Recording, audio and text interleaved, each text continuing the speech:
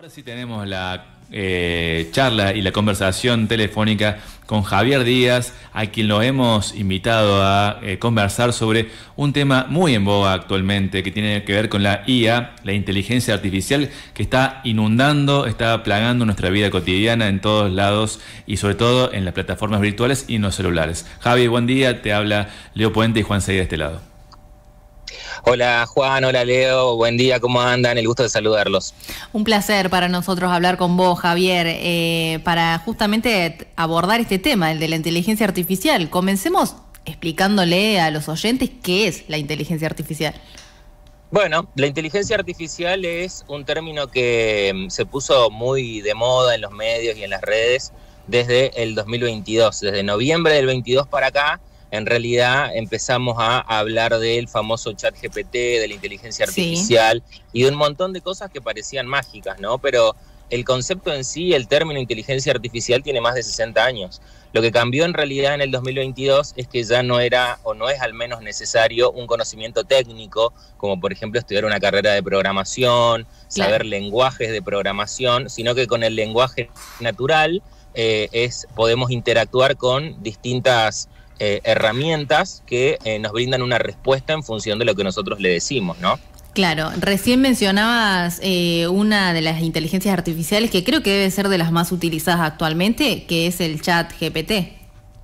Exactamente, ChatGPT, que pertenece a una empresa que su nombre es OpenAI, o sea, Open o Inteligencia Artificial Abierta, y detrás en realidad está Microsoft, la empresa que quizás muchos de nosotros conozcamos, que es una empresa que desarrolló Windows, que desarrolló el paquete Office, Word, Excel, PowerPoint. Bueno, ellos son en realidad quienes financian a esta startup o a esta pequeña, ahora gran empresa, que fue la primera que dio el salto con respecto. Pero bueno, en esa carrera, digamos, por el avance tecnológico y por digamos, llevarse la mayor parte de cuota del mercado, hay muchas grandes empresas tecnológicas en simultáneo que lanzaron su propio modelo de inteligencia artificial, como Google, por ejemplo, con Gemini. Hay otras startups como Anthropic. Existen muchas propuestas incluso cruzando el charco. En China, por ejemplo, también se instaló un poco, podríamos decir, el nuevo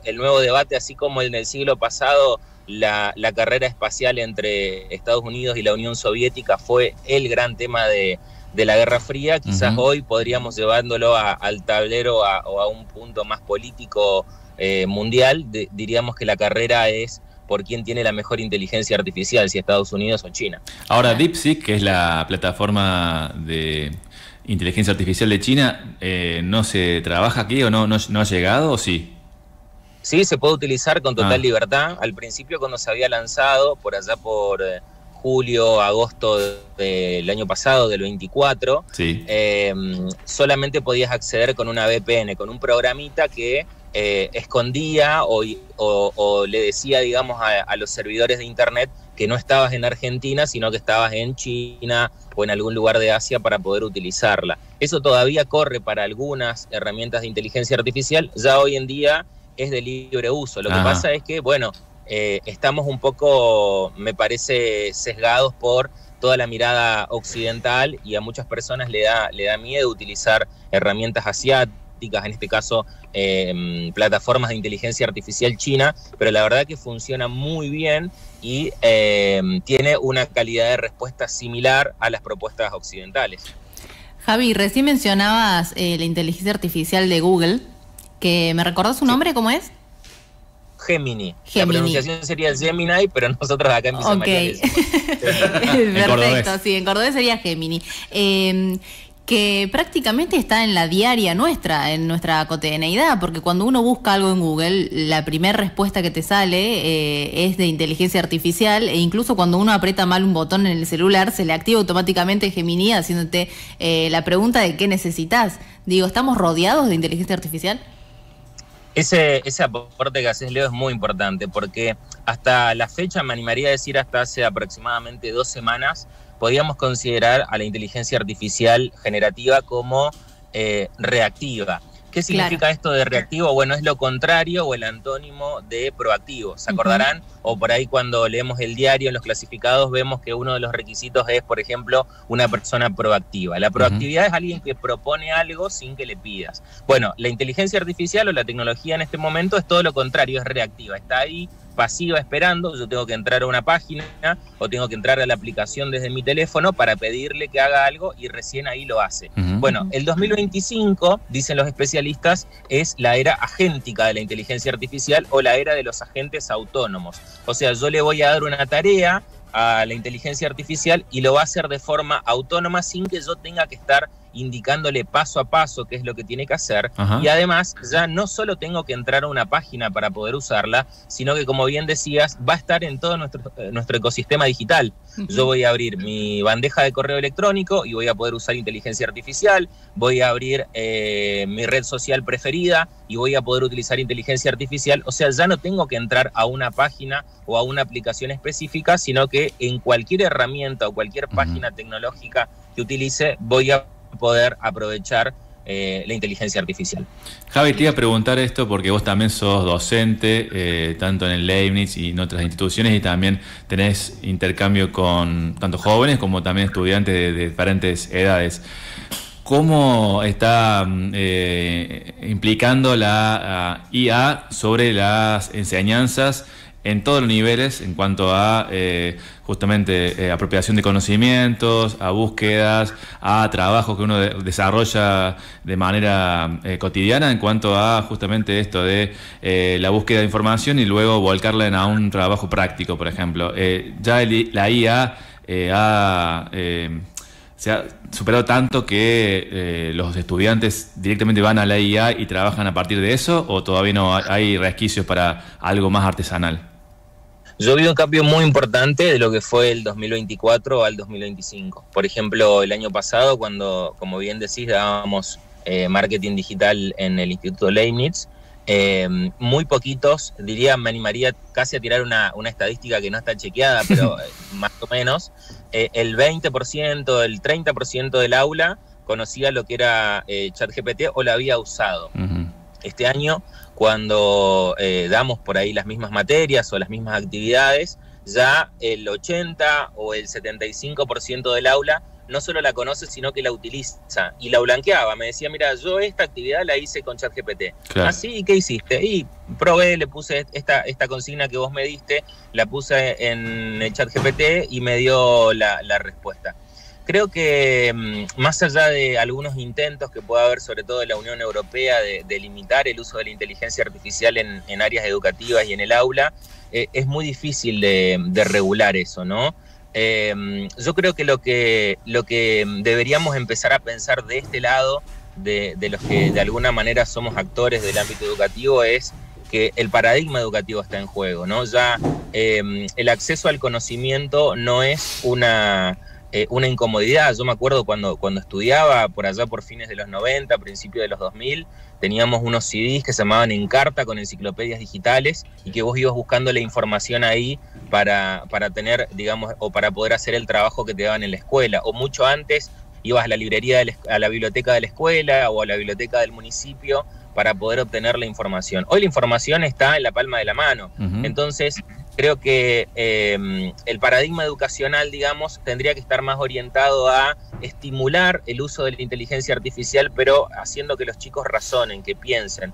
Porque ¿cuál es el gran problema de la inteligencia artificial? Me brinda la respuesta y cuando no tiene la respuesta certera, en tecnología se le llama alucina, o sea, me inventa un dato, me inventa una información. Wow. Entonces, más que nunca, sí, correcto, sí, más que nunca es importante poder, digamos, tener el conocimiento previo o saber identificar cuáles son las fuentes válidas, oficiales, que me brindan la información. Por ejemplo, hasta hace un par de años, en el finales del 2022, principios del 23, vos le preguntabas a ChatGPT quién era el último campeón del mundo de fútbol y no te tiraba Argentina, te tiraba el campeón del 2018, ¿no? Entonces, alguien que no tenga ese conocimiento, estoy dando un ejemplo tonto, Pau, sí, ¿no? Pero digo, alguien que no tenga el conocimiento previo de que efectivamente Argentina es el actual campeón del mundo, bueno, yo copio y pego lo que me dice la herramienta y no lo verifico, no lo valido, no tengo la certeza de esa información.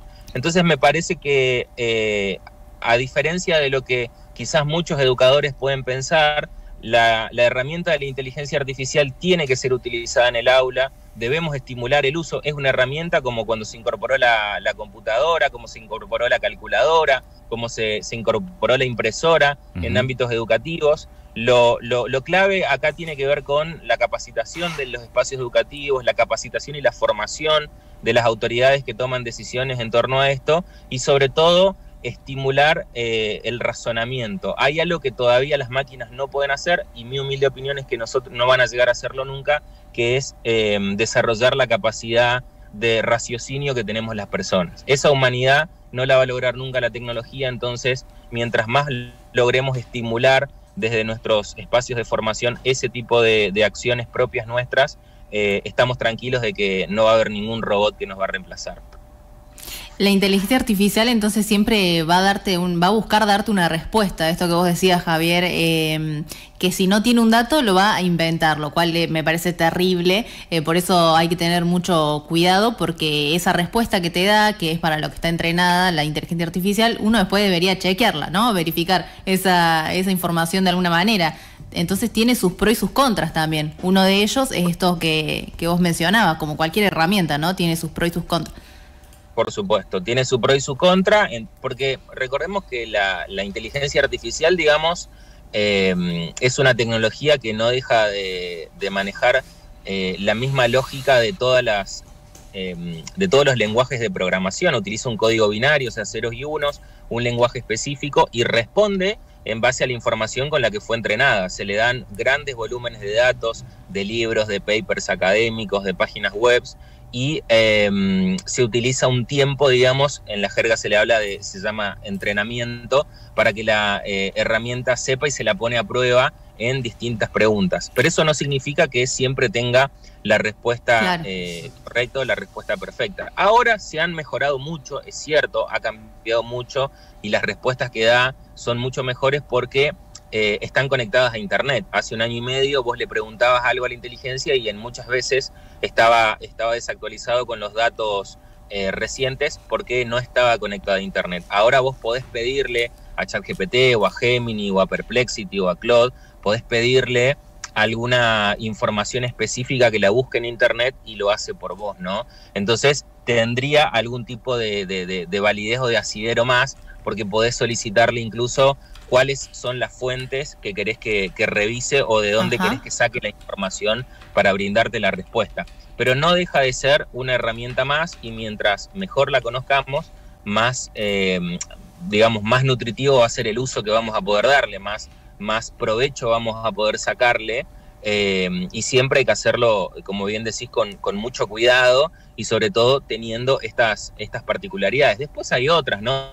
Hablamos de los sesgos políticos, por ejemplo, como nombraba Juan hace un rato, cuando se anunció el libre uso de DeepSeek, esta inteligencia artificial generativa china, se hablaba de que cuando se preguntaban algunas cuestiones o que piden o que nos den información sobre hechos históricos que comprometían al gobierno chino, la herramienta no respondía o brindaba un error o inventaba algo. Bueno, hay como muchas características que naturalmente van a estar sesgadas o limitadas porque no dejan de ser cosas creadas por personas. Pasaba lo mismo con la inteligencia artificial que genera imágenes, que en su momento vos le pedías, haceme la imagen de un personal de la salud y siempre te hacía varones, no te hacía mujeres. Digo, la misma construcción y los mismos datos que se utilizan para entrenar la tecnología es la que también es la que la limita y de alguna forma puede llegar a condicionar el mundo que vamos a ver de ahora en adelante. Por eso es tan importante también poder entender cómo funcionan y poder ver de dónde sale esa información, ¿no? Javier, ¿cómo ves vos el futuro de la inteligencia artificial? ¿Desde una perspectiva optimista o más bien preocupado? No, yo soy optimista porque, repito, para mí es una herramienta.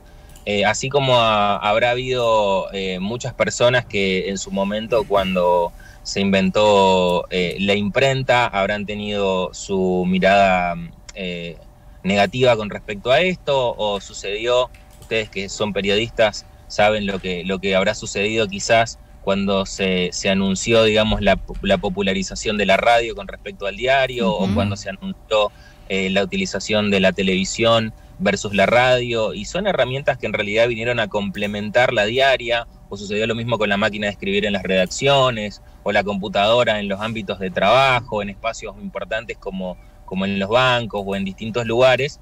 Son herramientas, es tecnología que nos permite hacer más eficiente nuestro trabajo, que es la eficiencia, hacer lo mismo en menos tiempo, hacerlo más rápido, ¿no? Entonces, en definitiva, no creo que sea negativo, digamos, la incorporación en los espacios de trabajo de ningún tipo, pero siempre y cuando sea importante, digamos, este conocimiento previo. Poder saber, yo en todas las capacitaciones y los cursos que doy, siempre brindo algo de contexto de cuál es la empresa que está detrás. Yo creo que uno de los grandes digamos, de los espacios de formación tecnológica es que no nos cuentan quién está detrás, ¿no? De la misma forma que nosotros cuando entrevistamos o cuando se entrevista a algún político, automáticamente preguntamos cuál es el partido o la ideología para saber desde qué lugar lo está diciendo. Bueno, la tecnología no es objetiva tampoco. Fue creada por personas, que esas personas tienen una cosmovisión del mundo, tienen una mirada y una opinión con respecto al género, con respecto a la política, con respecto a la religión, con respecto a las razas. Entonces, eso también está plasmado en cómo la herramienta te va a responder o no te va a responder. Y creo que eso forma parte de los espacios de formación, no solo la cuestión práctica del uso de la herramienta y la implementación que pueda hacer, sino el alcance que tiene por la construcción o por la mirada con la que fue desarrollada. Javi, te iba a preguntar algo porque he visto una página especializada en tecnología que anuncia que mañana, justamente mañana, 27 de mayo, Meta comenzará a usar tus datos personales para entrenar a su IA. O sea que Meta IA, que es de Facebook e Instagram, tendrá la posibilidad de utilizar los datos que uno ingrese para entrenar a la IA. O sea que sí, bueno. Eso es uno de los grandes temas. Yo siempre yo siempre en los cursos recomiendo utilizar plataformas que no utilicen los datos que uno ingresa para entrenar, ¿no? Porque justamente la respuesta que brindan, y ahí también hay otra instancia de debate o de polémica, la información que brinda la inteligencia artificial, ya sea en texto, en imagen, en video, en formato sonoro, es el resultado de siglos y siglos de desarrollo humano. Cuando yo le pido a la inteligencia artificial que me haga una imagen del Papa con una campera, bueno, previamente, en determinadas características, previamente esa herramienta fue entrenada con información brindada por fotógrafos, por desarrolladores audiovisuales, por profesores de historia o gente vinculada a la historia, a la religión, etcétera. Digo, hay muchas ciencias que atraviesan, que su conocimiento, su desarrollo, su investigación, llevada a lo largo de las décadas, permite, digamos, que la inteligencia artificial pueda condensar o pueda plasmar o pueda resumir en un texto, en una imagen, en un video, eso que le estamos pidiendo. Bueno, la mayoría de esa información fue utilizada previamente como entrenamiento, pero hasta la fecha hay muchas empresas que no utilizan la información que yo le brindo para darle una respuesta. Imagínense que yo trabajo, por ejemplo, en una empresa de administración como contador y quiero que me genere automáticamente las facturas para todos mis clientes, y yo le subo un Excel o le subo un documento con toda la base de datos de mis clientes, el nombre, el apellido, el teléfono, la fecha de nacimiento. Bueno, esa información que yo subo queda en los servidores de la empresa, claro, de la empresa que inteligencia artificial, o sea, en la computadora de esa empresa. Los servidores son computadoras. Entonces, ¿qué se hace? ¿Qué hace la empresa con esa información que me brinda, no? Bueno, en el caso de Meta, yo siempre recomiendo no utilizarla, o sea, no recomiendo utilizar la inteligencia artificial de WhatsApp, ni la de Instagram, ni la de Facebook, porque toda la información que yo le brinde es información que después la utiliza la empresa para su propio entrenamiento. No sabemos dónde va a terminar. O sea, el resto la puede estar tranquilamente. GPT, Gemini, claro, por lo menos han dicho públicamente que no utilizan la información que nosotros le damos, claro, para entrenar a su modelo. A chequear. Pero vos, digamos que recomendás desactivar el Meta IA tanto en WhatsApp, Facebook como en Instagram. Sí, a ver, si le dan un uso lúdico, si le dan un uso vinculado más al entretenimiento, que me haga una imagen de mi perrito con determinado estilo, no hay ningún problema. Lo que yo no recomiendo es subir información sensible, números de teléfono, DNI, claro. CBU, contraseñas, ese tipo de información de datos personales, que ha pasado siempre por otro lado. Digo, son las recomendaciones que vemos y que hacemos a diario a todo el mundo con respecto a las estafas electrónicas, ¿no? Ese tipo de información sensible yo recomiendo no compartirla, digamos, con estas plataformas, porque la verdad es que en este mundo en el que accedemos a mucha tecnología de forma gratuita, bueno, permítanme dudar de esa gratuidad. Quizás no estamos pagando nosotros con nuestra tarjeta de crédito o nuestra tarjeta de débito para el uso, pero hay otra forma de transacción, hay otra forma de interacción desde los 90 para acá, que es la información, que son los datos, que es la famosa Big Data. Bueno, esa es nuestra forma de pagar con el uso de la herramienta, ¿no? Así que conocer esta información y hacer un uso medido de los datos que le estamos brindando, me parece que nos va a dar mayor tranquilidad en torno a lo que se viene y a lo que puede llegar a pasar con estas tecnologías. Nada es gratis en esta vida, dice el dicho. Javier, muchísimas gracias por tu tiempo y por ser tan claro en esta explicación y los consejos entonces para quienes están del otro lado y que obviamente tienen un contacto cotidiano, quieran o no, que es lo que comentábamos recién, con la inteligencia artificial y bueno, cómo eso va impactando en nuestra vida. Por favor, a disposición, les mando un saludo muy grande a todos. Un abrazo, Javier, un placer.